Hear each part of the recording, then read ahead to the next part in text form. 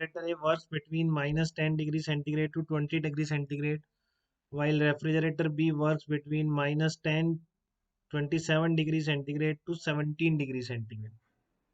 ठीक है, both are removing heat equal to 2000 joule. ठीक है ना, both are removing heat equal to 2000 joule from freezer. Which of the two is better refrigerator? तो क्या है, हीट सेम रिमूव कर रहे हैं बट खर्चा तो अलग अलग हो सकता है ना, तो आप तो क्या करेंगे, सीओपी निकाल देंगे। देखो ए और बी इस तरह से दे रखे हैं आपको, ए का टेम्परेचर है T1 T2 इस तरह से है, तो दोनों के आप सीओपी निकाल दीजिए, बस आपको पता पड़ जाता है ना तुरंत फिर कौन सा है। Q2/Q1/Q1 माइनस Q2, Q2 से डिवाइड करो, फिर वो Q1/Q2 को क्या रख दोगे, T1/T2 रख दोगे आप, तो कितना हो जाएगा 360/263 माइनस 1, 7.1 आ रहा है इसका सीओपी। ये तो सेम ट्रांसफर कर रहे हैं बट उससे फर्क नहीं पड़ता, सीओपी जिसका ज़्यादा होगा वही बेटर होगा। दूसरे का सीओपी निकालिए इसी फार्मूले से, 1/T1/T2 करके, इसका 290/246। ठीक है, तो ये 5.6 आ रहा है, तो आपका देख लीजिए ए इज बेटर देन बी, तो आपका सीओपी जिसका ज़्यादा है उसी को आप बेटर बताइए। ठीक है ना, सीओपी जिसका ज़्यादा है उसी को आप बेटर बताएंगे। कई बार देखिए इस तरह की प्रॉब्लम भी आती है, ये पढ़िए आप एक बार। 3 कार्नोट इंजन्स, कास्केडिंग इसको बोलते हैं इंजन्स की। तो 3 Carnot engines operate in series between a heat source at temperature T1 and heat sink and temperature T4। तो ऐसे बना हुआ डायग्राम था कि T1 और T4 के बीच 3 ऑपरेटिंग इंजन्स इन्होंने लगा रखे हैं। ठीक है, there are 2 other reservoirs at temperatures T2 and T3 with, ये भी दे रखा है T1 इज ग्रेटर, पूरा डायग्राम बना हुआ था इसमें। There an 3 engines are equally efficient. ठीक है ना, तीनों इंजन की एफिशिएंसी सेम बता रखी है इसने, और इस तरह का डायग्राम बना रखा है, कास्केडिंग हीट इंजन है। ठीक है, ये T1 T2 के बीच है, ये T2 T3 के बीच है, T3 T4 के बीच है, और इन सब की एफिशिएंसी इक्वल है। तो आपको बताना है इनमें से कौन सा ट्रू होगा। ठीक है ना, ABCD में से कौन सा ट्रू होगा।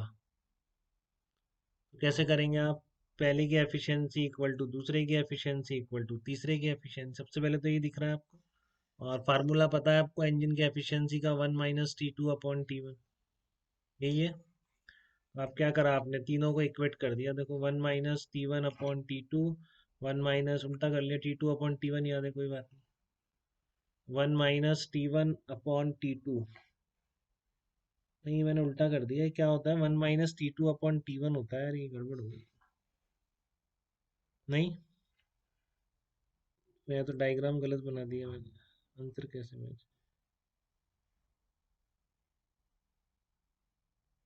1 - T2/T1 होता है ना। तो इसको सही करके करते हैं, 1 - T2/T1 से करते हैं।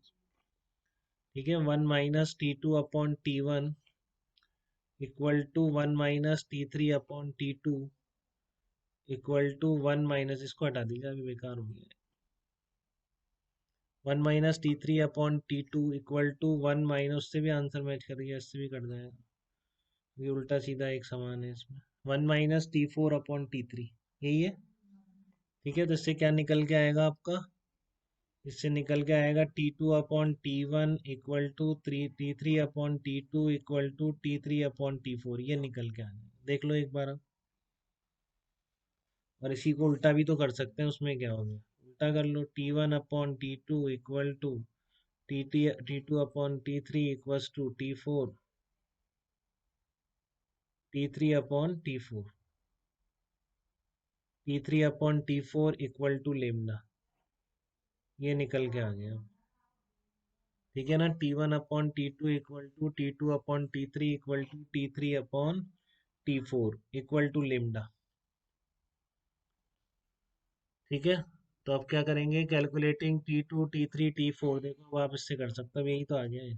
ठीक है ना, तो यहाँ मैं सही कर देता हूँ, बाकी तो सेम है, 1 - T2/T1 equal to 1 - T3/T2 equal to 1 - T4/T3, efficiency बराबर कर दी। ठीक है, तो इससे क्या आ जाएगा, बिल्कुल आ जाएगा ऐसा। तो अब क्या करेंगे आप, इसमें से आपको मैच कराना है ऑप्शन। ठीक है ना, तो आप क्या करेंगे, सबको एक, इसको लेमडा मान लिया। देखो सबको एक ही T1 की टर्म में निकालने, एक ही टेम्परेचर की टर्म में, फिर इक्वलिटी चेक कर लेंगे ना। तो T2 इक्वल्स टू आ गया आपका T1/लेमडा, T3 आ गया आपका T2/लेमडा से, ये आ गया T4 को भी, सबको T1 और लेमडा की टर्म में लिख लिया। अब आप देख लीजिए किस ऑप्शन में LHS इक्वल टू RHS आ रहा है बस। ठीक है ना, ऐसे A से D तक ऑप्शन थे। देखो आप इसमें LHS equal to RHS match कर देंगे। ठीक है ना, RHS भी T2 आ जाएगा, LHS भी क्या आ जाएगा, D वाले में मैच करेगा। इसमें भी गलत लिख दिया मैंने, T1/लेमडा स्क्वायर T3 आ रहा है, और T1/लेमडा T2 आ रहा है। हाँ तो ठीक है ना, RHS भी T2 आया है। हाँ दोनों आ गया ना इस वाले में, देखो इस वाले में इसको करने पर T2 आ जाता है, और इस T1/T4 स्क्वायर 1/3, T4 की जगह रख दो आप T1 की टर्म में, इसमें भी T4 की जगह T1 की टर्म में रख दो, तो अपने आप ये RHS LHS के बराबर आ जाते हैं दोनों ऑप्शन में। तो इसलिए आपका आंसर क्या हो जाएगा, डी आंसर हो जाएगा। ठीक है, तो कुछ नहीं करना आपने, देखो कास्केटिंग वाले भी ऐसे ही हो जाएंगे। इसमें क्या होता है, एक ये दोनों सेम हो जाते हैं इनके, एक का जो सिंक होगा that will act as a source for the another engine. ठीक है, ऐसा एक और एग्जांपल है, देखिए आप इसको, कॉन्जिक्यूटिव वाला। देखो एक बार, Carnot engine having efficiency of 1/10 is being used as a refrigerator, नहीं ये दूसरे तरीके का, देखो लेकिन कास्केटिंग वाला आ गया। Carnot engine having an efficiency of 1/10 is being as used as a refrigerator. If work done on the refrigerator is 10 joule, then amount of heat absorbed from the reservoir at lower temperature will be। ठीक है ना, तो Carnot engine की efficiency 1/10 दे रखी है और refrigerator बना दिया उसको। तो आपको इससे क्या पता पड़ेगा, एफिशिएंसी T2/T1 पता पड़ जाएगा, वो रेफ्रिजरेटर के लिए भी वही रहने वाला। ठीक है ना, देखो आप इसमें पहला तो जो स्टेप दे रखा है, कार्नोट इंजन की एफिशिएंसी 1/10 है, तो इससे तो आपको क्या मिलेगा, T2/T1 एक लाइन में मिल जाएगा, वो आपको पता भी है, 1 - T2/T1। और तो ये किसके बराबर होगा, Q2/Q1 के, ये भी होता है। ठीक है, तो if the work done in the refrigerator is 10 joule, अब रेफ्रिजरेटर में सारी प्रोसेस उल्टी हो जाएगी। ठीक है, तो ये Q2/Q1 तो ठीक है, बट रेफ्रिजरेटर की तरह यूज करने लग गए, कई बार ये क्वेश्चन होते हैं बेटा इस तरह के, तो इनमें ध्यान रखिए, Q1 Q2 T1 T2 वही रहते हैं, बस रिवर्स प्रोसेसेस हो जाती है। तो जो work done on the refrigerator इसने दे रखा है आपको, work done on the refrigerator is 10 joule, तो ये W दे रखा है, Q1 Q2 वही रखे जाएंगे, तो Q1 - Q2 कितना आ गया, 10 आ गया। तो कभी गलती ना कर दें आप, इस प्रोसेस में कंफ्यूज नहीं हो जाए, समझिए इसको ध्यान से कि इसमें Q1 Q2 T1 T2 वही रहते हैं, बस रेफ्रिजरेटर को, आपने हीट इंजन को रेफ्रिजरेटर बना दिया, तो प्रोसेसेस उल्टी हो गई, बस वैल्यूज वही रह रही। ठीक है ना, Q1 Q2 की वही है, क्योंकि टेम्परेचर वही रहता है, इसलिए Q2/Q1 वही रहता है, ये वही रहता है, Q2/Q1 वही रहता है। अब ये इसने W दे दिया आपको। ठीक है ना, हीट इंजन को आपने रेफ्रिजरेटर बना दिया, तो सोर्स और सिंक के टेम्परेचर वही रख रखे हैं बस।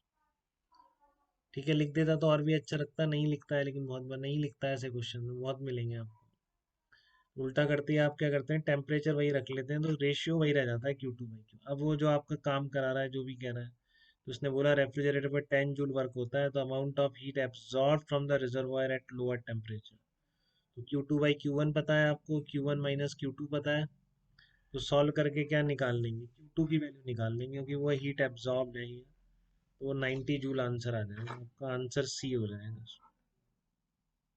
ठीक है, दिक्कत तो नहीं किसी को, रेफ्रिजरेटर में कन्वर्ट कर दिया हीट इंजन को, तो टेम्परेचर वही रख ली, रेशियो Q2/Q1 का वही रह गया, और जो चेंजेस आने थे W दे रखा था, तो इसलिए फिर Q1 - Q2 W के बराबर होगा, तो फिर आपने सॉल्व कर दिया उसको बस। ठीक है, देखो यहाँ तक दिक्कत तो नहीं किसी को भी।